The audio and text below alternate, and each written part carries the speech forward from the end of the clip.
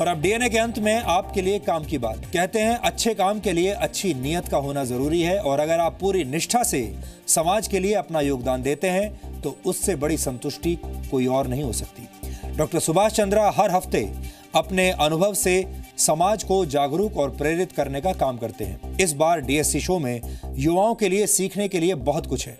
इस बार आपको पता चलेगा कि कैसे जॉब क्रिएटर बनकर अपनी और दूसरों की जीवन की दिशा बदली जा सकती है। इसलिए डॉक्टर सुभाष चंद्रा से मुलाकात का समय आप अभी से नोट कर लीजिए।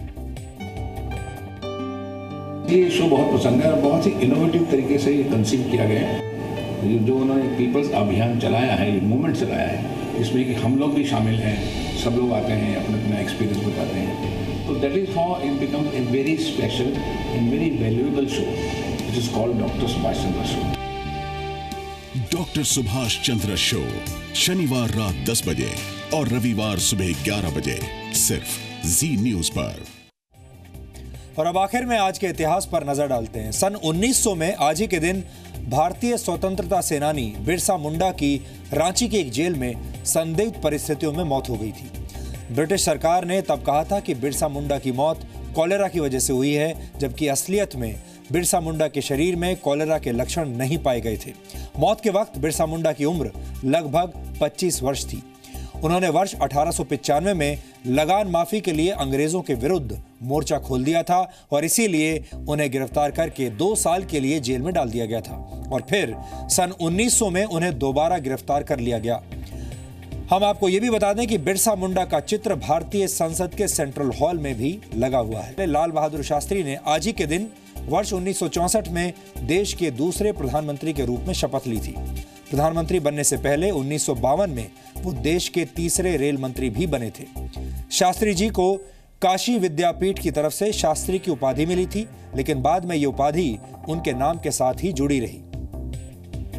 वर्ष 1965 में देश में अनाज की भारी कमी हो गई थी और उसी वक्त पाकिस्तान ने भी भारत पर हमला कर दिया था और तब जवानों और किसानों में उत्साह का संचार करने के लिए शास्त्री जी ने जय जवान जय किसान का नारा दिया था। आज ही के दिन वर्ष 2011 में विश्व प्रसिद्ध पेंटर मकबूल फिदा हुसैन का 95 वर्ष की उम्र में निधन हो गया था। उन्होंने रामायण, महाभारत, ब्रिटिश राज और ग्रामीण भारत जैसे थीम्स पर तमाम पेंटिंग्स बनाई।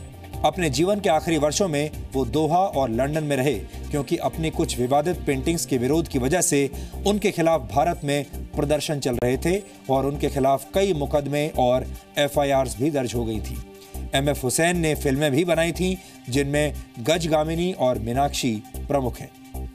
19वीं सदी के सर्वश्रेष्ठ उपन्यासकारों में से एक चार्ल्स डिकेंस का निधन आज ही के दिन सन 1870 में हुआ था।